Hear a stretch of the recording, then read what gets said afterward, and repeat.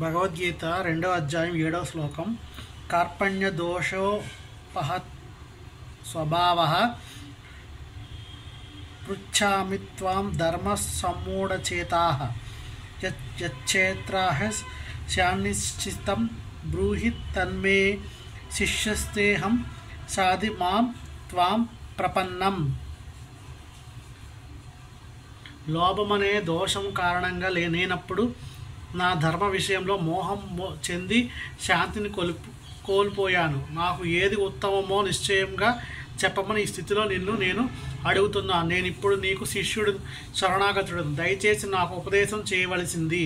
ప్రకృతి నియమానుసారం లౌకిక కర్మలు పద్ధతే ఎల్లరి కలవరానికి కారణమవుతుంది. అడుగడుగునా కలతే ఉంటుంది కనుక జీవిత లక్ష్యాన్ని నెరవేర్చడానికి సరైన మార్గదర్శనం చేసే ప్రామాణికుడైన గురువు దరిచేరడం మనిషికి మంచిది. మనం కోరుకోకుండానే కలిగే జీవిత కలతల నుండి విముక్తి పొందడానికి ప్రామాణిక గురువు దరిచేరమని సకల వేదశాస్త్రాలు ఉపదేశిస్తున్నాయి. జీవిత కలతలు ఎప్పుడూ రగిలించకుండానే ఏదో విధంగా రగులుకొనే దావానలం లాంటివి. అదేవిధంగా ప్రపంచ పరిస్థితి ఎటువంటిదంటే మనం ఆ చికాకు కోరుకోకపోయినా జీవిత కలతలు అప్రయత్నంగా కలుగుతూనే ఉంటాయి. అగ్ని ప్రమాదాన్ని ఎవరు కోరుకోరు, అయినా అది సంభవించి మనం కలతలకు గురవుతాం. అందుకే జీవిత కలతలను పరిష్కరించడానికి పరిష్కార విజ్ఞానాన్ని అర్థం చేసుకోవడానికి పరంపరలో ఉన్నట్టు గురువును తప్పక ఆశ్రయించాలి వేద జ్ఞానం ఉపదేశిస్తున్నది. ప్రామాణిక గురువు ఉన్నట్టి వ్యక్తికి అన్నీ తెలుస్తాయి. అందుకే మనిషి లౌకిక కలతలతో ఉండిపోక గురువుని చెంతకు చేరాలి. ఇదే ఈ శ్లోక సారాంశము. లౌకిక కలతలతో ఉన్న వ్యక్తి ఎవ్వడు జీవిత సమస్యలను అర్థం చేసుకోని వాడే అటువంటి వాడు. కలత చెందిన వ్యక్తి బృహదారణ్యకోపనిషత్తులో ఈ విధంగా వర్ణించబడ్డాడు.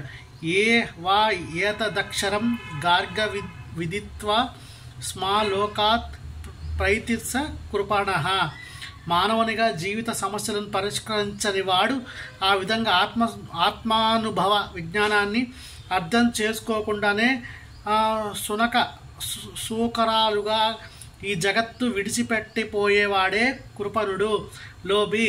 జీవునికి మానవ జన్మ అత్యంత విలువైన సంపద. జీవిత సమస్యలను పరిష్కరించుకోవడానికి దాన్ని అతడు ఉపయోగించుకోగలుగుతాడు.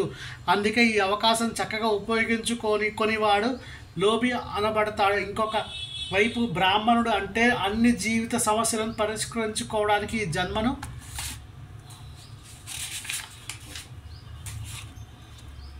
ఉపయోగించుకోగలిగిన బుద్ధిమంతుడు ఉంటాడు. ఏతదక్షరం గార్గి విదిత్వాస్మా లోకాత్ ప్రైతిద స బ్రాహ్మణ. కుటుంబము, సంఘము, దేశం ఉన్నటి వారి పట్ల అమితానుగ్రాహంతో కృపణలు అంటే లోబులు లౌకిక భావనలతోనే తమ కాలాన్ని వృధా చేస్తారు. సాధారణంగా మనిషి స్పర్శరోగము కారణంగా గృహస్థ జీవితం పట్ల అంటే భార్య, పిల్లలు, ఇతర కుటుంబ సభ్యుల పట్ల అనురక్తుడై ఉంటాడు. తాను తన కుటుంబం వారిని మృత్యువు నుండి కాపాడగలగని లేదా తన కుటుంబం, సంఘము తనను మృత్యువు నుండి రక్షించదలసిగలిగిన కృపణుడు భావిస్తాడు. ఇటువంటి సంసారిక అనురక్తి నీచ జంతువులతో కూడి కనిపిస్తుంది. అవి కూడా తమ సంతానం రక్షించుకుంటాయి. వంశీయుల పట్ల తన అనురాగం మృత్యువు నుండి వారిని రక్షించాలని తన కోరికే తన కలతలను కారణమని తెలివి కలవాడైనందున అర్జునుడు అర్థం చేసుకోగలిగాడు. యుద్ధ ధర్మం తన కొరకు ఎదురు చూస్తున్నప్పటికీ లోభ బలహీనత కారణంగా విధి నిర్వహణ చేయలేకపోతున్నానని అతడు తెలుసుకున్నాడు. అందుకని ఒక నిశ్చితమైన పరిష్కారాన్ని చెప్పమని అతడు పరమ గురువైన శ్రీకృష్ణుని అడుగుతున్నాడు.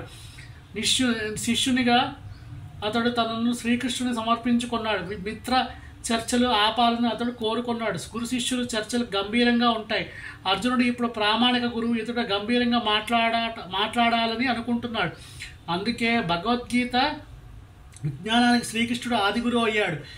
గీత అవగాహన అర్జునుడు తొలి శిష్యుడు అయ్యాడు. అర్జునుడు భగవద్గీత అర్థం చేసుకున్న పద్ధతి గీతలోనే చెప్పబడింది. అయినా మనిషిని శ్రీకృష్ణుడి రూపానికి శరణుజొచ్చవలసిన అవసరం లేదని శ్రీకృష్ణుడు ఉన్నట్టి జన్మరహితునిగా శరణాగతుడు కావాలి మూర్ఖులైన లౌకిక పండితులు వ్యాఖ్యానిస్తున్నారు. శ్రీకృష్ణుడు అంతర్బాహువులకు తేడా లేదు.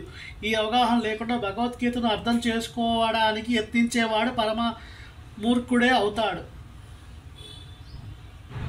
హరే కృష్ణ.